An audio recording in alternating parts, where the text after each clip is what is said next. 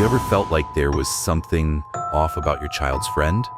Like a hidden darkness lurking just beneath the surface? Well, I never thought my son's sleepover would turn into a nightmare, until it did. What happened that night still chills me to the bone, and to this day, I wonder, what if he hadn't made it out?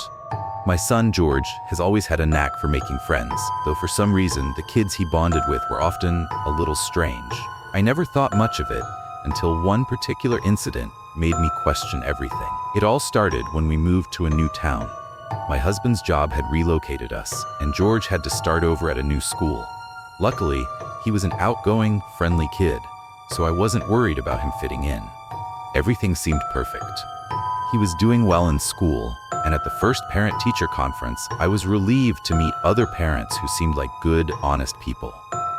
But then, a few months after the move, I got a call from the school. They asked me to come in immediately to discuss an incident involving George and another student named Sebastian. I was confused and a little angry. George had never been the type to get into trouble. On the way to the principal's office, I asked him what happened, but he wouldn't say a word. That silence was unsettling. Usually, George was a chatterbox, eager to share every detail of his day. But this time, nothing. The principal explained that George had struck Sebastian over the head with an eraser during recess, seemingly unprovoked. I was shocked. That was so out of character for my son. What confused me more was that George had spoken highly of Sebastian, calling him his best friend. That night, after much coaxing, George finally told me what happened. According to him, Sebastian had tricked him. They had been playing make-believe, some kind of fighting game, and Sebastian told George to hit him with the eraser as part of a special move. But after George did, Sebastian fell to the ground screaming, then whispered that he'd hurt George if he didn't go along with the story that George had attacked him. My heart sank. My son had been manipulated. I called Sebastian's mother, Maggie, that night. To my surprise, she sounded incredibly sweet and apologetic. She admitted Sebastian had some issues, but assured me he wasn't violent, just different.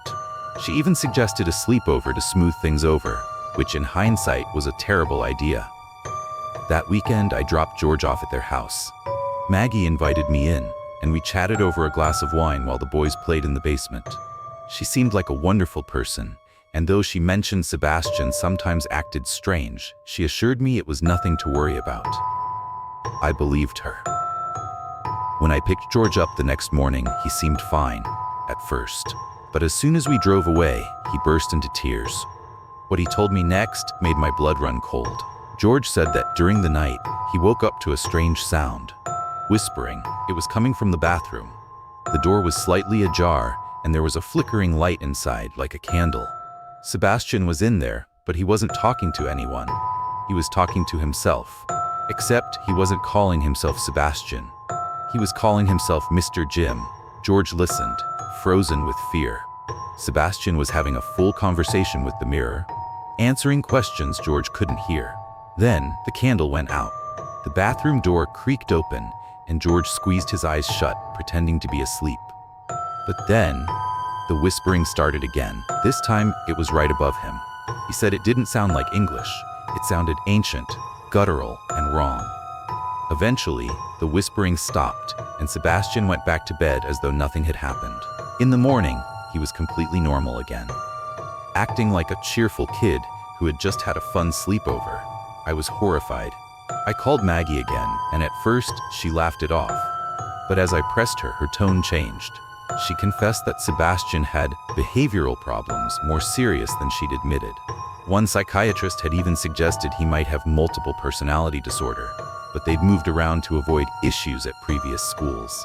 I was furious. How could she have put my son in that situation without warning me? She begged me not to tell the school. I didn't know what to do. I told her I'd think about it, but before I could make a decision, something terrifying happened. That Monday, Sebastian attacked another student at recess. Badly. The school sent out a vague statement about the incident, and by the end of the day, he was expelled. I tried to reach Maggie, but her phone was disconnected. A few days later, I drove to their house. It was empty. No moving trucks, no sign they'd left in a hurry, just gone. It was like they had vanished. I tried searching for them online, but there was no trace. No forwarding address, no social media, nothing. It was like they had never existed.